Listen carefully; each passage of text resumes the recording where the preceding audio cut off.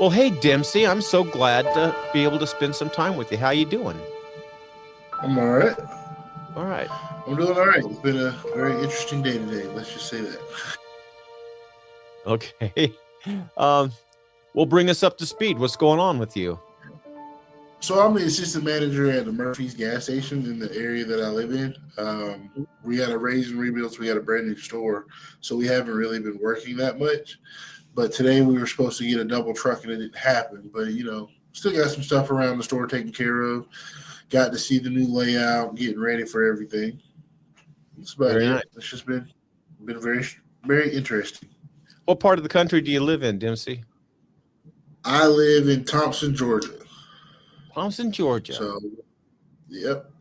I don't know where that is. I know where Valdosta is and Atlanta. Where's Thompson? It's literally right in the middle. It's right in the middle of the two. Yeah. It's literally right in the middle of both of them. Let's get started with this. I would like to know, what was your life like before you found the gospel? Well, I'm mentally distraught. Like before I found the gospel, I was basically in a storm all the time. Like everything felt like there's nothing could go right. Like I couldn't do anything right. Like life just wasn't going my way. Things were just nervous all the time, always upset, always wanting to be angry and everything Oh, like wow. that. And then it just seems like it could have been so much better. Like there had to be more to it. There had to be more to life than just that. So after I found the gospel, I moved on and started going on, seeing in life in a different light. Like the gospel helped me see all sorts of things. How did you find the gospel, or how did it find you? So originally, when I started working here in Thompson, um, I basically when I started working in Thompson, it had been a while. So over my lifespan, from the time I was like 13, 15 years old up until now, I've met missionaries plenty of different times, and it wasn't so much of actually joining into it. Like everywhere I go, I see somebody from the church in my neighborhood. And then when I moved to North Carolina, I kept running into people who were part of the church in different Gotcha. parts. In the whole 7 years I was in North Carolina, and then when I moved back to Georgia, it started happening again. And then when working at Murphy's, one of our cashiers, she was a Latter Day Saint, and she was like, because I was trying to figure out what her religion was, because she was telling me a bunch of different stuff about it, and I was like, oh, Mhm. so you're a Mormon? And she was like, well, that's a derogatory term. And she Gotcha. was like, we're Latter Day Saints. And I got interested in it, and I looked it up and got more involved. And she gave my information to the missionaries, and I started meeting with the missionaries at that point. And I think my baptism was in May of this year. I started meeting with them in October of last year. Wow. So you're kind of So still brand new to it. yeah, still brand new. I just got my Melchizedek priesthood about 3 weeks ago. Congratulations, So brother. well, thank you. I'm glad to So hear we're that. still working on that. That's a great step, isn't it? Oh yes, oh yes. Everything feels so much better. Like I don't have any kind of negative animosity toward anybody. The agency that I got from my baptism has allowed me to discern the difference between so many people that I thought were close friends to now it's like, I don't know about you so much as Hmm. opposed to before. So Well, that kind of moves us into the next question. That's how has your life changed since you accepted the gospel? the clouds are gone. The storm is gone. There's not.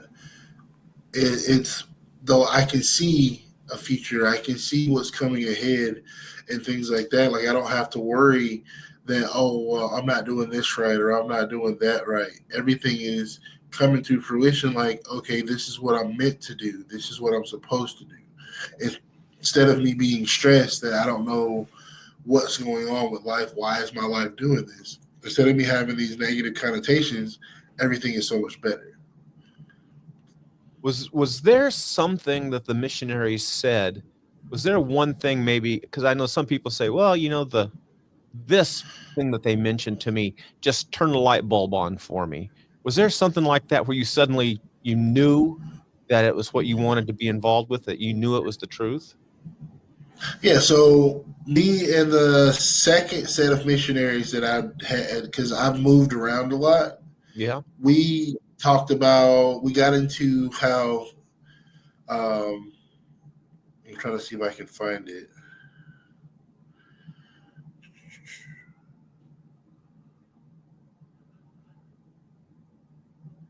So a lot of the things that we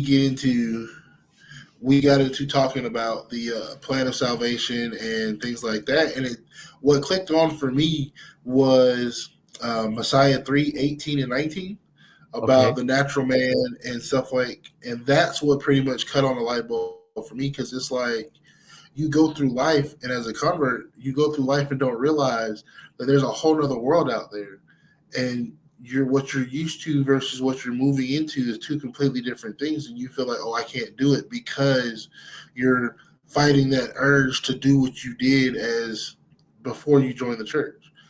And that's what cut the light bulb on for me, because it's like, no matter what, yes, I can stray from the path, but he's going to put me right back on them. He's going to help me get right back on what I need to be. Did did So, you did you have go ahead. resistance from or did you have resistance from friends and family when you No, decided? my mom was curious about why I was doing it. Then when I explained it to her, she was like, "Wow, that makes sense." And as I've gone through the journey and joined the church and everything like that, she's noticed a big change in me, and so is my kids, so is my their mom and things like that. They've noticed differences in my life because I don't do things I was doing before. Like, I don't smoke anymore. I quit smoking and quit drinking. Um, I know I quit doing the whole caffeine thing. Like, everything's been different, and I feel a lot better.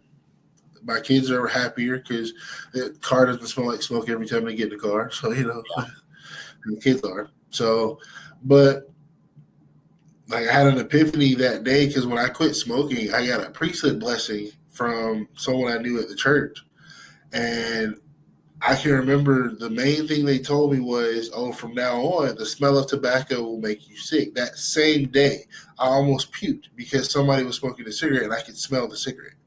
Oh my Like, I gosh. literally got really sick that exact same day, and it's like, okay, that makes a whole lot of sense. And so that all of that was within the same week that we were going over the lesson about the natural man, and it Mhm. was like, yeah, this is the truth. Like, nobody gets hit that hard with something when they're like, it's like, hey, knocking on the door, like, I'm here, open the door so you can go ahead and do this. So that was how it worked for me. That's an amazing story. I love hearing about priesthood blessings and when they come to fruition and how that was so powerful. That's a powerful story in your life. And that'll be with you Yeah, forever. yeah. Have have you moved towards you don't have to answer this, but you said your mother sees a difference in you. Do you think that maybe someday she might accept the gospel because of your example? I don't know. We've talked about it. She's talked about coming to church with me. She sits in my lessons sometimes when the missionaries come now. She pretty much cooks for the missionaries when we have, because like, I invite the missionaries over for dinner, because that's how we do with the missionaries. And so Yeah. my mom usually cooks, and she'll sit there and she'll chit chat with them for a little while.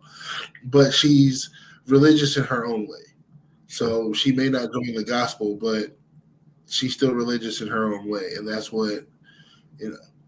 She, Well, I don't think. Go we're all ahead. on a path, and maybe her path will is just going to take a little bit longer than yours. But Exactly. that's an amazing story. Did we touch on everything that you wanted to talk about, or is there anything Yeah. else you want to say? No, I mean, like I said, I have to do so. I help out with the missionaries a lot when they have new friends. They invite me to their lessons, or they'll ask me to share my testimony and stuff like that. And I've got to go and write something for that for tomorrow. So, I mean, I do that from time to time. Excellent. So you're actually involved with missionary work. Then you found the Yes. gospel, and you're paying it forward now. Uh huh. That's a great That's what I thing. do. Yep. Dempsey, I am so pleased to have you as a brother now in the gospel, and I'm pleased to hear your story. Is really moving. Thank you so much for sharing that with us, and Hey, no problem. I hope to see you again sometime. Of course. Of course.